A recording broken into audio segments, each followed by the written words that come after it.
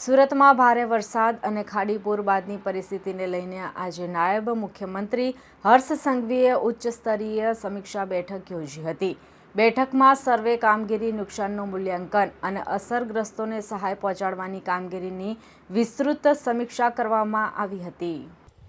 આ બેઠક દરમિયાન છેલ્લા 3 દિવસથી સુરત મહાનગરપાલિકા અને જિલ્લા વહીવટીતંત્ર દ્વારા કરવામાં આવેલી સર્વે કામગીરીની વિગતવાર સમીક્ષા કરવામાં આવી। અસરગ્રસ્ત રહેણાંક વિસ્તારો, વેપારી એકમો તેમજ ઔદ્યોગિક વિસ્તારોમાં થયેલા નુકસાનનું મૂલ્યાંકન હજુ પણ ચાલુ હોવાનું જણાવાયું છે। હર્ષ સંઘવીએ જણાવ્યું કે રાજ્ય સરકાર અને સુરત મહાનગરપાલિકા અસરગ્રસ્ત નાગરિકોની સાથે મજબૂતીથી ઊભી છે અને દરેક જરૂરિયાતમંદ પરિવાર સુધી ઘરવખરી સહાય પહોંચાડવામાં આવશે। આ માટે મોડલ ઓફિસરો અને વરિષ્ઠ અધિકારીઓને વિસ્તારવાર જવાબદારી સોંપવામાં આવી છે, જેથી રાહત અને પુનર્વસનની કામગીરી વધુ ઝડપથી પૂર્ણ થઈ શકે। નાયબ મુખ્યમંત્રીશ્રીએ સ્પષ્ટ શબ્દોમાં જણાવ્યું છે કે કોઈપણ અસરગ્રસ્ત પરિવાર સહાયથી વંચિત નહીં રહે। નાગરિકોએ ચિંતા કરવાની જરૂર નથી। ભારે વરસાદ અને ઉપરવાસમાંથી આવેલા ખાડીપુર અંગે નિષ્ણાંતોની અલગ ટીમ દ્વારા પણ વિશેષ સમીક્ષા કરવામાં આવી રહી છે। જ્યારે વરસાદ અને પૂર સંબંધિત વિગતવાર માહિતી જિલ્લા કલેક્ટર દ્વારા જાહેર કરવામાં આવશે। અત્યાર સુધીમાં અસરગ્રસ્ત વિસ્તારોમાં 3300થી વધુ લોકોને જરૂરી રાહત કીટનું વિતરણ કરવામાં આવ્યું હોવાનું પણ બેઠકમાં જણાવાયું છે। હાલ વહીવટીતંત્ર રાહત, સર્વે અને સહાયની કામગીરી યુદ્ધના ધોરણે આગળ વધારી રહ્યું છે। આજે સુરત શહેરમાં તારીખ 7 જુલાઈએ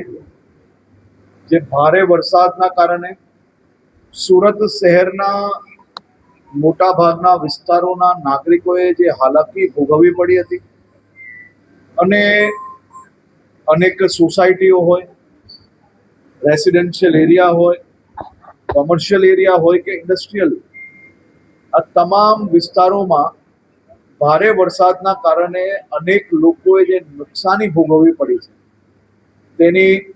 સર્વેની કામગીરી જે છેલ્લા 3 દિવસથી રાત દિવસ સુરત શહેર મહાનગરપાલિકા અને વહીવટીતંત્ર દ્વારા જે કરવામાં આવ્યું તેની એક રિવ્યૂ બેઠક રાખવામાં આવી હતી અને આવનારા દિવસોમાં આ સૌ નાગરિકો જોડે ખભે ખભા મિલાવીને એમની નુકસાનીમાં રાજ્ય સરકાર અને મહાનગરપાલિકા કયા પ્રકારે સાથે ઊભા રહી શકે તે માટે ટોટલ નુકસાન, ટોટલ રેસિડેન્શિયલ એરિયામાં કેટલું નુકસાન થયું હશે, કોમર્શિયલમાં અને ઇન્ડસ્ટ્રીયલમાં તેનું રિવ્યૂ રાખવામાં આવ્યું હતું અને સાથે સાથે સ્વચ્છતા, સ્વાસ્થ્ય, આ બધી જ કામગીરીની બી રિવ્યૂ બેઠક આજે રાખવામાં આવી હતી અને કેસ્ટ્રોલ અને ઘરવખરી માટે બી જે કામગીરી ચાલે છે એ કાલ સાંજ સુધી કઈ રીતે હજી વધુ ટીમો બનાવીને લોકોને મદદગાર થઈ શકાય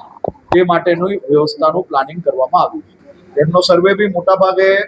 આપણે એક ઓનલાઈન વ્યવસ્થા બી કરી છે કે જેના કારણે કે કોઈ વ્યક્તિ, કોઈ અધિકારી અગર કોઈ સુધી ના પહોંચી શક્યો હોય અને કોઈ વ્યક્તિએ ફિઝિકલી એનો રિપોર્ટ ના કરાવ્યો હોય તો ઓનલાઈન વ્યવસ્થા બી આપણે એના માટે કરી રહ્યા છે, જે આજે સાંજ સુધી એ બી લિંક જનરેટ થઈ જશે અને એ જ વેબસાઇટ પર તમામ લોકો જ્યાં પોતે ફિઝિકલ સર્વે માટે સરકારીની ટીમ ના પહોંચી શકી હોય તો એને ખાલી એ વેબસાઇટ પર જઈને એનો ફોટો અને ત્યાંની પરિસ્થિતિ અંદર લખી શકે, જેથી સરકારી ચોપડે આવી જાય અને એને બી મદદ આપણે પહોંચાડી શકીએ।